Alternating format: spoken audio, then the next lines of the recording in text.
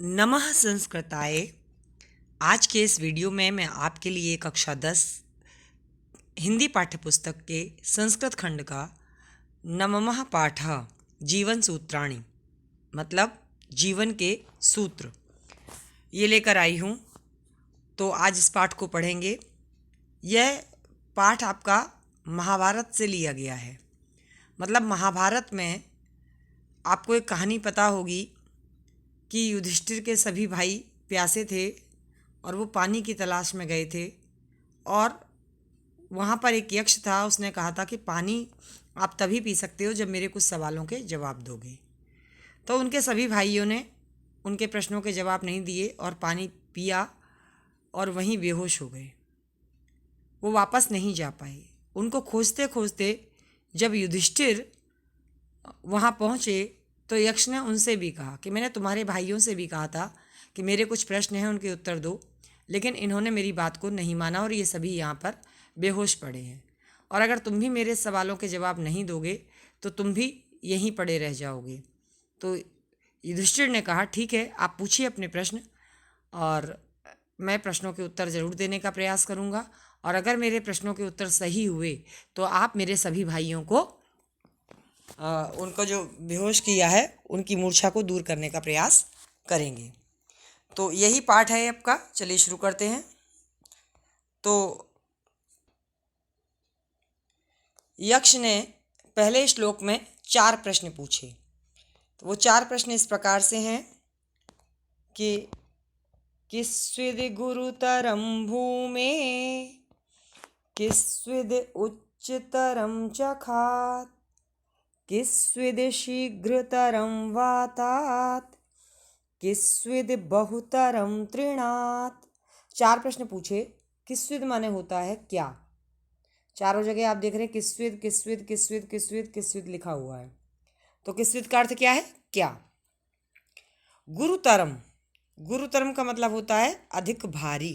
गुरु माने गुरु भी होता है, अध्यापक भी होता है और भारी भी होता है। भूमे माने पृथ्वी से। पहला प्रश्न पूछा कि पृथ्वी से गुरुतरम माने भारी, किस्विद माने क्या है। अगला प्रश्न पूछा खात माने आकाश से, उच्चतरम माने अधिक ऊंचा, किस्विद माने क्या है, च माने और। पहला प्रश्न पूछा कि पृथ्वी से अधिक भारी क्या है, आकाश से अधिक ऊंचा क्या है, वातात माने वायु से शीघ्रतरम अधिक तेज चलने वाला क्या, किस्विद माने क्या है, वायु से अधिक तेज चलने वाला क्या है, और तृणात माने तिनका। तिनका जो होता है कैसा होता है, देखने में बड़ा दुर्बल लगता है, कमज़ोर लगता है, हल्का लगता है। तिनके से भी अधिक कमज़ोर बना देने वाला बहुतरी। बहुतरा मतलब बहुत अधिक दुर्बल, कमज़ोर, किस्विद माने क्या है। तो 4 प्रश्न पूछे यक्ष ने पहले श्लोक के माध्यम से। क्या पूछे, पृथ्वी से अधिक भारी क्या है, आकाश से अधिक ऊंचा क्या है, वायु से अधिक तेज चलने वाला क्या है, और तिनके से भी अधिक हल्का क्या है। 4 प्रश्न पूछे और चारों प्रश्नों के जवाब दिए युधिष्ठिर ने। वो ये दिए, माता गुरुतरा भूमे खात पित्तोच्चरस्तथा मनः शीघ्रतरं वातात चिंता बहुतरी तृणात। उन्होंने कहा कि माता जो है वो भूमे माने पृथ्वी से गुरुतरा बड़ी है। माता जो है वो पृथ्वी से भी अधिक भारी है। और जो आकाश से ऊंचा आप पूछ रहे हो वह है पितो। पितो का मतलब पिता। पिता जो है वह आकाश से भी अधिक ऊंचा होता है ना। आगे कहा उन्होंने, युधिष्ठिर ने जवाब दिया यक्ष को कि जो मन है ना, मन वह वातात माने वायु से भी अधिक, शीघ्रतरम वायु से भी अधिक तेज चलने वाला कौन है, मन। और जो आप पूछ रहे हो ना कि तिनके से भी अधिक हल्का, कमज़ोर, दुर्बल क्या है, तो उन्होंने बताया चिंता। चिंता जो है वो तिनके से भी अधिक बहुतरी। बहुतरी का मतलब दुर्बल बनाने वाली है, कमज़ोर बनाने वाली है। जिस व्यक्ति को चिंता लग जाती है वह व्यक्ति खाना पीना छोड़ के अधिक से अधिक कमज़ोर होता जाता है। इन्होंने 4 सवाल पूछे, चारों सवालों के जवाब युधिष्ठिर ने सही दे दिए।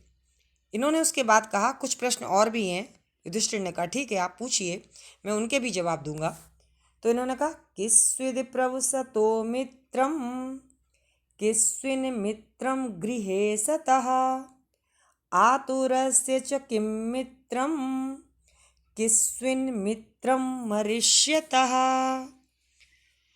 तो कहा प्रवसतो, प्रवसतो का मतलब प्रवास करने वाले का। प्रवास करने का मतलब जब हम अपने घर रहते हैं उसको हम अपना देश कहते हैं, जब अपने देश से, अपनी जगह से, अपने गांव से दूर चले जाते हैं उसको हम प्रवास कहते हैं, यानी विदेश कहते हैं। तो विदेश में रहने वाले का मित्रम माने मित्र, किस्विद, किस्विद मतलब कौन है, विदेश में जो व्यक्ति रहता है उसका मित्र कौन है। अगला और प्रश्न पूछा कि गृहे सतह, गृहे माने घर में, सतह माने रहने वाले का, घर में रहने वाले का मित्रम माने मित्र, किस्विन माने कौन है, घर में रहने वाले का मित्र कौन है। और पूछा आतुरस्य, आतुरस्य माने होता है बच्चों रोगी, है ना, बीमार व्यक्ति, बीमार व्यक्ति का मित्र, बीमार व्यक्ति का मित्र कौन है। और किस्विद मित्रम मरिष्यता, मरिष्यता माने मरने वाले का, जो व्यक्ति मरने वाला है उस मरने वाले का मित्र कौन है। 4 प्रश्न फिर पूछे। तो इन चारों प्रश्नों के भी जवाब युधिष्ठिर ने बिल्कुल उनको सही दिए। बोले आप प्रश्न पूछिएगा, मैं आपको जवाब दूंगा। तो 4 प्रश्न जो फिर पूछे दूसरे श्लोक में उसका जवाब देते हुए कह रहे हैं कौन, युधिष्ठिर। क्या कहा उन्होंने, सार्थम सार्थः प्रवसतो मित्रम, भार्या मित्रम गृहे सतः, आतुरस्यभिषक् मित्रम, दानम मित्रम मरिष्यतः। यहाँ स उपसर्ग के साथ अर्थ शब्द है। स माने साथ में और अर्थ माने धन, अर्थ माने धन। तो इन्होंने कहा कि अर्थ, अर्थ का मतलब पैसा, धन। प्रवसतो, प्रवसतो का मतलब जो प्रवास में रह रहा है, जो व्यक्ति दूसरे देश में रह रहा है। विदेश में रहने वाले का जो अगर हम मित्र पूछा कौन है तो उसका विदेश में रहने वाले का मित्र कौन है, धन। अगर उसके पास पैसा है तो सब उसके अपने हैं, वरना विदेश में रहने वाले को कोई नहीं जानता। और कहा गृहे सतः, घर में रहने वाले का मित्र उसकी भार्या, भार्या माने पत्नी, यानी उसकी जो धर्म पत्नी है वही उसकी सबसे अच्छी मित्र है। और जो आतुरस्य, आतुरस्य माने रोगी, रोगी व्यक्ति का सबसे अच्छा जो मित्र है वो कौन है, भिषक। भिषक का मतलब होता है वैद्य, डॉक्टर, चिकित्सक। तो चिकित्सक के पास यदि बीमार व्यक्ति पहुंच जाता है तो वो उसको ठीक कर देता है। तो रोगी व्यक्ति का जो मित्र है वह चिकित्सक है, वैद्य है, डॉक्टर है। दानम मित्रम मरिष्यता, मरिष्यता माने मरने वाले का, मरने वाले का मित्र क्या है, दानम। दानम का मतलब दान। यदि मरने वाला व्यक्ति चीज़ों को दान कर जाता है तो वह उसका सबसे अच्छा कार्य होता है, क्योंकि जब अगर व्यक्ति मर जाएगा तो कहीं ना कहीं कोई ना कोई तो उसका पैसा लेगा ही। और मरते हुए व्यक्ति अगर संकल्प करके जाता है तो उसको बहुत ज़्यादा अधिक पुण्य कमाने का अवसर मिल जाता है। अगला श्लोक उन्होंने फिर पूछा, जब इन्होंने 4 प्रश्नों के सही जवाब दे दिए, 4 पहले पूछे, 4 दोबारा पूछे, 8 प्रश्न अब तक यक्ष पूछ चुके हैं। आगे उन्होंने फिर और प्रश्न पूछे, किस्विद एक पदम धर्म्यम, किस्विद एक पदम यशः, किस्विद एक पदम स्वर्ग्यम, किस्विद एक पदम सुखम। अब एक पद का मतलब होता है, यानी कि अगर हम कहना चाहें कि एकमात्र, एकमात्र धर्म्यम माने धर्म के योग्य क्या है, एकमात्र धर्म क्या है। अगर मैं पूछूं कि धर्म कोई करे तो धर्म, एकमात्र धर्म है क्या, ये बताओ। दोबारा पूछा किस्विद एक पदम यशः, अगर एक पद में हम पूछना चाहें कि यश क्या है तो एक पद में यश हम किसे कह सकते हैं। अगला उन्होंने फिर पूछा कि किस्विद एक पदम स्वर्गयम, एक पद में अगर हम बात करना चाहें कि स्वर्ग दिलाने वाला एकमात्र क्या है, और किस्विद एक पदम सुखम, और एकमात्र सुख दिलाने वाली चीज़ें क्या हैं, ये सब बताइए। तो युधिष्ठिर ने कहा ठीक है, हम आपके इन सवालों के भी जवाब दे देते हैं। तो सवाल उन्होंने क्या क्या पूछे, सवाल पूछा कि एकमात्र धर्म क्या है, एकमात्र यश दिलाने वाला क्या है, एकमात्र स्वर्ग को प्रदान करने वाला क्या है, और एकमात्र सुख क्या है। युधिष्ठिर ने कहा सुनिए इनके भी जवाब आप ध्यान से। तो उन्होंने कहा दाक्ष्यम एक पदम धर्म्यम, दानम एक पदम यशः, सत्यम एक पदम स्वर्ग्यम, शीलम एक पदम सुखम। उन्होंने बहुत प्यार से कहा कि यक्ष महाराज मेरे सवालों का जवाब सुनिए। आपने पूछा कि एकमात्र धर्म के योग्य क्या है, तो मैं आपको बताना चाहता हूँ दाक्ष्यम। दाक्ष्यम का मतलब होता है दक्षता, किसी भी काम में दक्ष हैं, होशियार हैं, निपुण हैं। और दूसरी बात होती है उदारता। उदार मन वाले लोग जो हैं वो छोटी सोच नहीं रखते, नैरो माइंडेड नहीं होते, ब्रॉड माइंडेड होते हैं। तो उन्होंने कहा उदारता एकमात्र क्या है, धर्म्यम माने धर्म। दक्षता या उदारता धर्म का एकमात्र आधार है। ठीक है, आपको उदार बनना चाहिए, संकुचित विचारधारा नहीं रखनी चाहिए। दूसरे उसमें उन्होंने कहा कि दानम एक पदम यशः। दानम एक पदा यशम का मतलब क्या है कि यानी कि अगर आप चाहते हो यश, यश का मतलब कीर्ति, अगर आप अपनी फेमसनेस चाहते हो, कीर्ति चाहते हो, यश चाहते हो, तो उसका मुख्य हेतु या मुख्य कारण क्या है, दानम। आप दान दीजिए अधिक से अधिक। जितने बड़े आप दानी होंगे आपका यश देश विदेशों में फैल जाएगा। आप जानते हो महावीर कर्ण बड़े दानी थे, है ना, तो दान के नाम में उनका ध्यान आता है। और महर्षि दधीच जिन्होंने अपनी हड्डियां तक लोकहित के लिए दान कर दी थी। इन सब के बाद जाने के बाद भी हम इन लोगों को याद करते हैं कि ये सब बहुत बड़े दानी थे। यदि आप यश पाना चाहते हो तो आपको क्या करना होगा, दान करना होगा। सत्यम एक पदम स्वर्गम। और यदि आप चाहते हो कि जब मैं यहाँ से जाऊं तो एकमात्र स्वर्ग जाने का कारण क्या है, तो उन्होंने कहा सत्यम। सत्यम मतलब सत्य। सत्य ही एकमात्र स्वर्ग तक पहुंचाने का कारण है। यदि आप झूठ बोलते हो तो आप नरकगामी होते हो, और यदि आप सत्य बोलते हो तो आपको निश्चित ही स्वर्ग में स्थान मिलेगा। और अंतिम में उन्होंने कहा शीलम एक पदम सुखम। यानी आप चाहते हो अगर सुख क्या है, सुख का मतलब है शील। शील का मतलब सज्जनता, विनम्रता, पोलाइटनेस। जितनी आपके अंदर होगी उतना ही क्या होगा, सुख का एकमात्र कारण होता है विनम्रता। यदि आप जितने विनम्र बने रहोगे उतने ही आप सुखी रहोगे। आप उद्दंड नहीं होगे, आप सुखी बने रहोगे। तो उन्होंने बता दिया, प्रश्नों का जवाब सिंपल तरीके से क्या दिया कि उदारता एकमात्र धर्म का आधार है। दान करने से यश की प्राप्ति होती है। स्वर्ग की प्राप्ति करने के लिए आपको सत्य का सहारा लेना होता है। और यदि आप सुख प्राप्त करना चाहते हो तो आपके अंदर शील होना चाहिए, विनम्रता होना चाहिए, अच्छे गुण होने चाहिए। अब यक्ष के इन प्रश्नों का भी युधिष्ठिर ने सही जवाब दे दिया। तो यक्ष ने कुछ प्रश्न और पूछे कि आपने ये सवाल के जवाब तो सही दे दिए, लेकिन अभी कुछ और सवाल हैं हमारे, इनके भी जवाब दो। यक्ष युधिष्ठिर ने कहा ठीक है आप पूछिएगा। तो उन्होंने जो सवाल पूछे वो इस तरीके से पूछे, धान्याम नाम उत्तमम के स्वेद, धनानाम स्यात् किम उत्तमम, लाभानाम उत्तमम किम स्यात्, सुखानाम स्यात् किम उत्तमम। धान्या नाम, धान्या नाम का मतलब धानों में, धान्यों में। धान्य क्या होते हैं, धान्य क्या होते हैं, धान्य का मतलब अन्न। आपने सुना होगा लोग कहते हैं आपका घर धन और धान्य से भरा रहे। तो धन का मतलब रुपया पैसा, और धान्य का मतलब अनाज। और धान्य का मतलब चावल भी होते हैं, जैसे गांव में लोग धान बोलते हैं, धान। तो कहा धान्याम नाम उत्तमम किस्वेद। धान्यों में यानी फसलों में सबसे उत्तम फसल क्या है, फसलों में सबसे उत्तम फसल क्या है। और धनानाम स्यात् किम उत्तमम, और धनों में सबसे उत्तम धन क्या है। लाभानाम उत्तमम किम स्यात्, लाभों में सबसे उत्तम लाभ क्या है। और सुखानाम स्यात् किम उत्तमम, सुखों में सबसे उत्तम सुख क्या है।